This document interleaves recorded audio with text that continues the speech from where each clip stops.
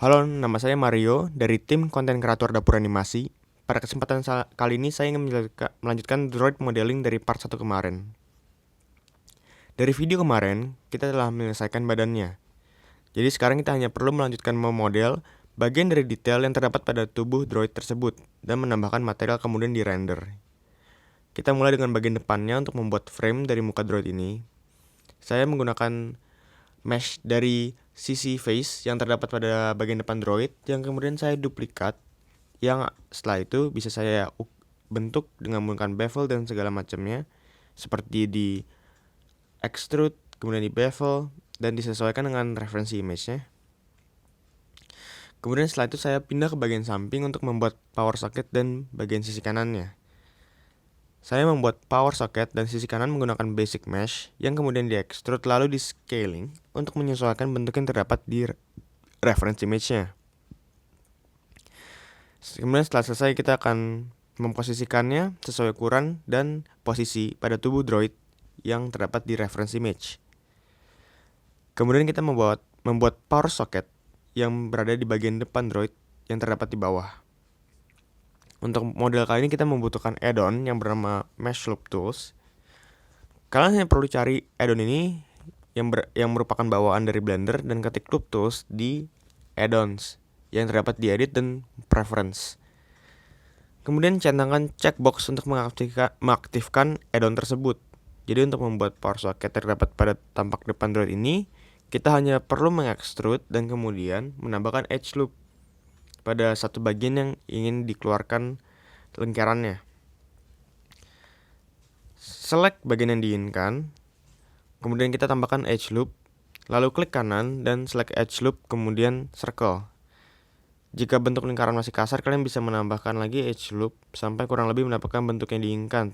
Jadi lingkarannya semakin banyak edge loopnya, ketika kalian mengklik kanan, itu akan juga semakin halus.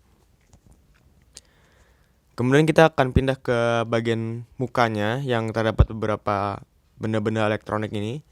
Ada beberapa colokan dan segala macamnya. Di sini saya tidak terlalu rumit cara membuatnya.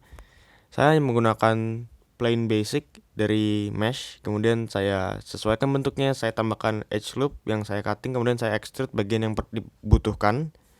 Kemudian saya menduplikat beberapa dan menyesuaikan bentuknya dengan referensi yang terdapat di gambarnya. Setelah itu saya memposisikan elektronik tersebut sesuai dengan yang terdapat pada gambarnya, jadi supaya dia terlihat sebagai depan mukanya. Setelah selesai, kita bisa memposisikannya sesuai dengan referensi, merapikan semuanya, dan lanjut membuat bagian lainnya. Kemudian bagian selanjutnya, ini cukup sulit jika kalian belum memahami curve. Jadi disarankan untuk mencari tahu dulu cara bekerja curve seperti apa. Cara membuat kabel yang terdapat pada kaki yang kemudian terkonek ke dalam tubuhnya. Kita akan menggunakan curve yang kemudian kita pindah ke edit mode menggunakan tab untuk kita bentuk sesuai dengan bentukan dari kabelnya. Kemudian kita akan menambahkan silinder yang akan dipanjangkan sesuai keinginan kita sampai dikira cukup. Setelah itu kita akan menambahkan edge loop pada silinder tersebut supaya jika kita nanti mengapplykan curve modifier pada mesh ini, dia tidak akan patah. Jadi fungsinya silinder itu supaya dia bisa berbengkok dan berputar. Kemudian setelah itu saya akan select mesh-nya, saya akan apply curve modifier dan menggunakan curve-nya supaya dia bisa menyerupai bentuk dari kabel yang terdapat pada reference image. Setelah itu duplikat bagian yang dibutuhkan supaya terdapat kabel pada dua sisi kaki dan tubuhnya. Dan setelah kabel itu selesai, kita hanya perlu mewarnai droid ini. Droid ini kan saya warnai dengan material yang terdapat pada Blender itu sendiri, merupakan principled BSDF. Pada awalnya saya akan mencari dulu reference image di Google untuk mencari tahu seperti apa warna droid ini, dan kemudian akan saya warnakan dengan menggunakan material yang terdapat pada Blender.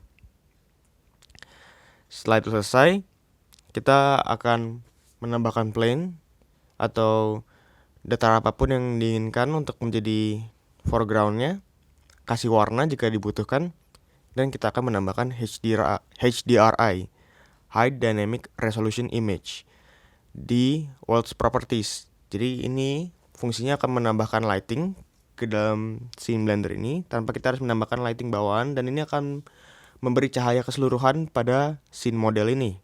Jadi kita tinggal tambahkan kamera, kemudian kita render, dan selesai sudah droid yang terdapat pada video kali ini. Terima kasih yang telah menonton. Jika kalian terdapat pertanyaan apapun, bisa kalian tanyakan di komen.